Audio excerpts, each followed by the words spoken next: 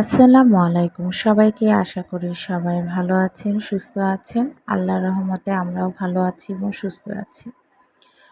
আজকে নতুন একটা ব্লগ নিয়ে আপনাদের সামনে হাজির হয়ে গেলাম। সম্পূর্ণ ভিডিওটি দেখবেন, আশা করি আপনাদের ভালো লাগবে। আর এই তো এখানে ঝাড়ু দিয়ে নিচ্ছি, যেহেতু ছোট বাচ্চার ঘর সবসময় তো নোংরা হতেই থাকে। আর ঝাড়ু দেওয়া তো আমার বলতে গেলে নিত্যদিন বলবো না, নিত্য সময়ের সঙ্গী। কারণ ছোট বাচ্চা যার ঘরে আছে তার ঘর কখনোই গোছানো থাকবে না, আর এটা মেনে নিতেই হবে।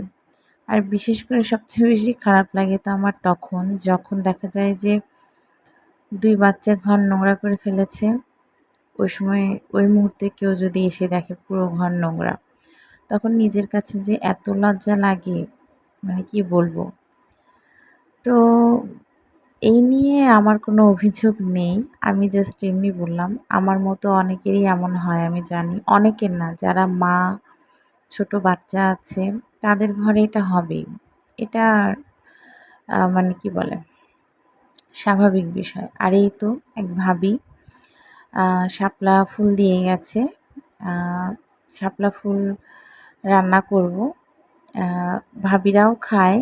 তো ভাবি জানে যে আমিও শাপলা ফুল রান্না করে খাই। আমরা বলি শাপলা ফুলের পিটুলি। আর এটা সন্ধ্যার সময় আ কফি খাবো। তাই সবকিছু আগে থেকে বের করছি, যাতে খেতে সুবিধা হয়। যেহেতু ছোট মেয়েটা ঘুমাচ্ছে, এটা আমার জন্য হচ্ছে একটা ভালো একটা সময়। রিল্যাক্সে আমি কফিটা খেতে পারবো। তো দোকানে গিয়েছিলাম, এই একটা এক কি বলবো, ১ প্যাকেট কফি কিনে নিয়ে এসেছি খাওয়ার জন্য। আর বড় মেয়েও নেই, সেজন্য মানে একটু ভালো লাগছে যে একা, একা নিজেকে একটু সময় দিতে পারবো। তো অনেকে ভাবতে পারেন যে বাচ্চা ঘুমাচ্ছে, বাচ্চা বড় মেয়ে নেই, কি মজা।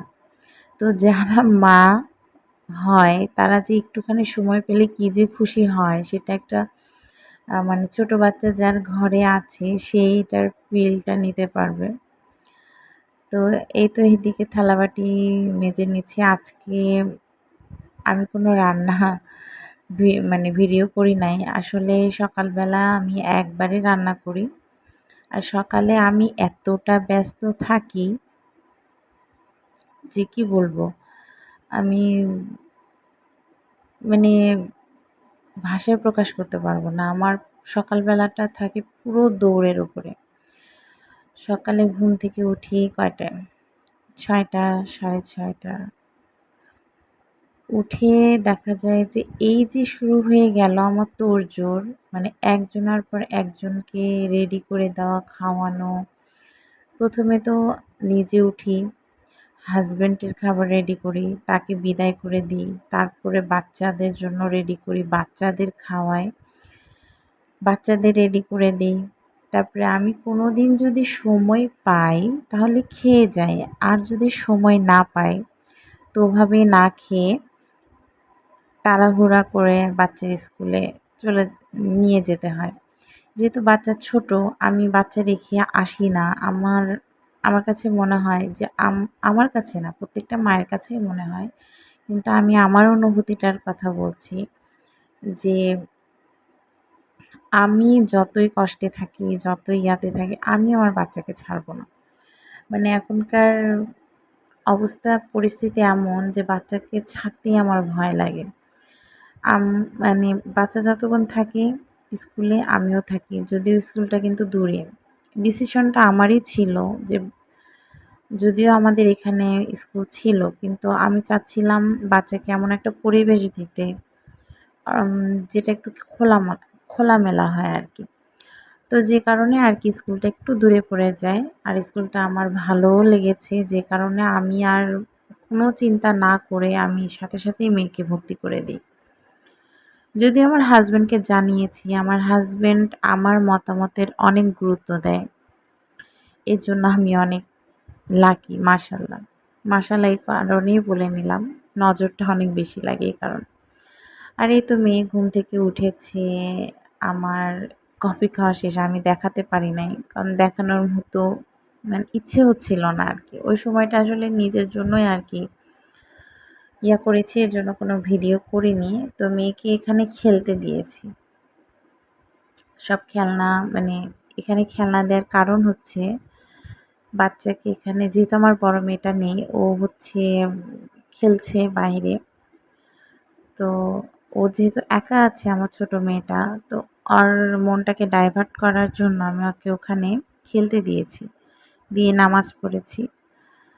আর এটা হচ্ছে রাতের বেলা, ওই যে শাপলা ফুলগুলো দেখিয়েছিলাম যে এক ভাবি দিয়েছে, তাকে অনেক অনেক ধন্যবাদ। তো এখন এগুলোকে রাতে কেটে নিচ্ছি, কারণ আমি সকালবেলা বললাম না এত ব্যস্ত থাকি যে এগুলো কাটার আমি সময় পাবো না, যে কারণে আমি এখনই কেটে রাখছি, যাতে আমার সকালে রান্নাবান্না বা বাকি কাজগুলো করতেও ইজি হয়। শাপলা ফুল কাটতে খুব একটা কষ্ট হয় না, মানে অত ঝামেলাও নেই। তো যেহেতু ছোট মেয়েটাকে রাতে তাড়াতাড়ি ঘুম পাড়িয়ে দিয়েছি, যে কারণে রিল্যাক্সে এখন এটা কাটবো।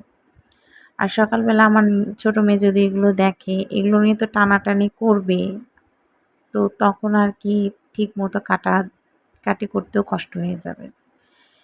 আর শাপলা ফুলের ডাঁটা নেওয়া হয়, ফুলটা নেওয়া হয় না। অনেকেই এটা খায় না বা কখনো খায়ও নি, আবার যারা খেয়েছে তারা তো জানেই। শাপলা ফুল যে আমার আহামরি ভালো লাগে তা না, কিন্তু এই সময়টা শাপলা ফুল পাওয়া যায়, মানে শাপলা ফুল রান্না করার মানে অন্য একটা ফিলিংস আমার কাছে কেন যেন মনে হয়। যে কারণেই আর কি এটার প্রতি মানে একটু ভালো লাগে কাজ করে, এই আর কি, অন্য কিছু না। তো শাপলা ফুলটা আমি আগে কখনোই খাইনি। আমার বড় মেয়ে যখন পেটে, তখন আমার শাশুড়ি শাপলা ফুল এনেছিল। তো আমি এত শাপলা ফুল দেখে বলেছিলাম যে এত শাপলা ফুল দিয়ে কী করব? তখন বলেছিল এটা রান্না করা হবে। আমি একটু অবাকই হয়ে গেছিলাম, যেহেতু বিয়ের আগে কখনো খাইনি সে কারণে। তো পরে রান্না করার পরে বেশ ভালো লেগেছে। আর শাপলা ফুলটা কিন্তু চিংড়ি বা ইলিশ মাছ দিয়ে বেশি মজা লাগে। ইলিশ মাছ যে কোনো জিনিসে দিলেই মজা লাগে। আর এই শাপলাতে দিলে তো আরও দ্বিগুণ বেড়ে যায়। তো তখন থেকেই আমার খাওয়া শুরু, আর আমি প্রত্যেক বছরই খাই। আর যেভাবে দিয়েছে উনিও জানে আমি শাপলা ফুল খাই। আমি বগুড়ার মানুষদের দেখিনি ওইভাবে শাপলা ফুল খেতে। অন্য জেলার কথা বলতে পারবো না, আমি আমার নিজের চোখে কখনো দেখিনি। এখন খেতে পারে অনেকে, কিন্তু আমি দেখিনি। আর এই কারণে আর কি বললাম।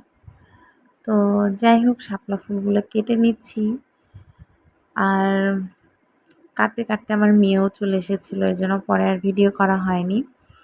আর এই যে শাপলা ফুল কাটা শেষ, তো আমি একটু উপরে শাপলা ফুলও দিয়ে দিয়েছি। শাপলা ফুলগুলো মেয়েকে দিয়ে দিব, ও খেলবে। জাস্ট এমনি ভালো লাগছিল আর কি। তো এগুলো শাপলা ফুলগুলোকে, এই যে ডাঁটাগুলো একদম ফ্রেশ, আর ক্যামেরাতে কেন যেন ঘোলা লাগছে। তো এই শাপলা ফুলগুলোকে এইভাবে, মানে ফুল বলছি কেন, আমি এই ডাঁটাগুলোকে আমি ফ্রিজে এখন রেখে দিব। সকালবেলা ধুয়ে রান্না করে ফেলবো, এর সাথে আর কিছুই দিব না। তো যখন রান্না করব অবশ্যই তো আমি দেখাবো রেসিপিটা, কিভাবে রান্না করি। এক একজনের রান্নার ধরন আর কি এক এক রকম। আর এখন আসলাম এই ঘরে অনেক কাজ আছে। এই যে কাপড় চোপড় একদম ২ পাশের সোফাতেই একদম ভরে গেছে। তো এগুলো মানে কোথায়? আমি তো মেহমান, তাই না? তোমার বাসায় আমি বেড়াতে এসেছি, আমাকে খেতে দাও।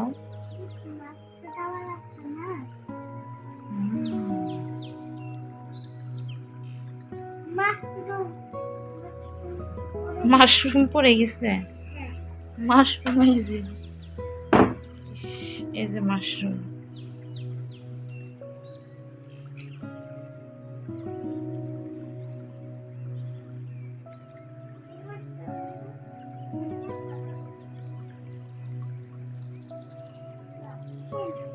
দাও খাই।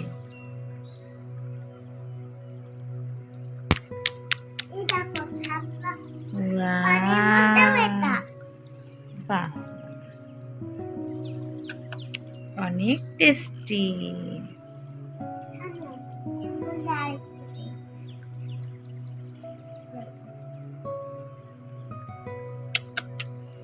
অনেক টেস্টি, এটাও খাই। খেতে তো পড়বে একটু। থ্যাংক ইউ আমাকে সুন্দর কি বলে রান্না করে খাওয়ানোর জন্য। ও বাবা, 2 প্লেট খাওয়া যায়? আচ্ছা, এটা কি? এটা কি? ও, এটা মাংস। অনেক সুন্দর রান্না করেছে। এটা কি? ভাত। আচ্ছা, মজা। এগুলো কি? ভাত। সব অনেক মজা হয়েছে। আপনি তো অনেক টেস্টি টেস্টি রান্না করেন। ও, এগুলো আরো আছে, কালকে খাবো। ঠিক আছে, ওকে।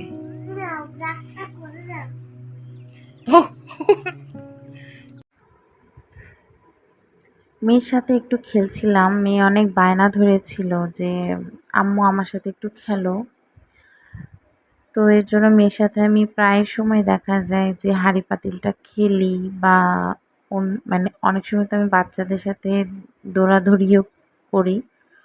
আসলে ওদের সময় দিতে হয়। আর আমরা যেই সময়টাতে আছি না, এই সময়টাতে বাচ্চাদের সময় দেয়া আসলে অনেক বড় টাফ।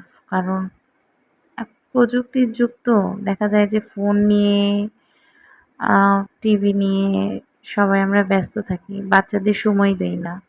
আবার এই বাচ্চারাই যখন বড় হয়ে যায়, এই বাচ্চারাও কিন্তু এই যে আমাদের দেখে দেখে শিখে যায়, তখন তারাও কিন্তু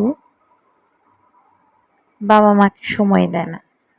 এর জন্য আমি চেষ্টা করি বাচ্চাদের সময় দিতে। আমি যতটুকু সময় পাই অতটুকুর ভিতরেই সময় বের করি। আমি যে ফোন চালাই না তা কিন্তু না, আমিও চালাই, তার ভিতরেই সময় দিই। তো এই তো খেলে কিন্তু এখন মেয়েকে পড়তে বসিয়েছি। যেহেতু কালকে স্কুল আছে, হোমওয়ার্কগুলো করে ফেলতে হবে, তো হোমওয়ার্কগুলো করে ফেলছি। আর বিকালে মেয়েকে কিন্তু পড়িয়েছিলাম।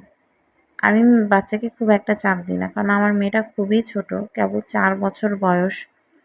ওকে চাপ দেওয়ার কিছুই নেই, তাই খুব একটা চাপ দিই না।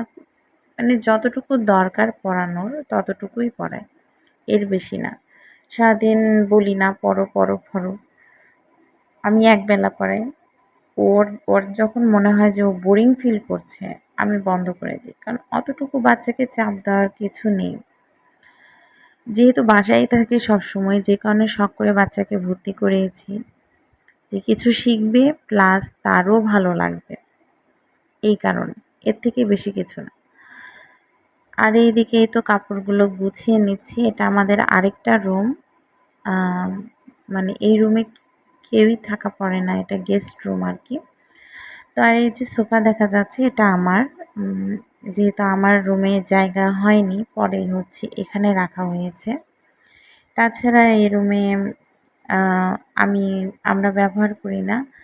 বাচ্চাদের কিছু খেলনা আছে। সকালবেলা দেখা যায় যে আমি কাজ করি, তখন এই রুমে আমাদের হচ্ছে আলো আসে। আমাদের রুমে কিন্তু খুব একটা মানে দিনের বেলায় আলো আসে না, যে কারণে অন্ধকার হয়ে থাকে। আর বাচ্চাদের তো 24 ঘন্টা লাইটের মধ্যে থাকাও ঠিক না। তো এই ঘরে সকালবেলা আমি আমার 2 বাচ্চাকে রাখি। 2 জনে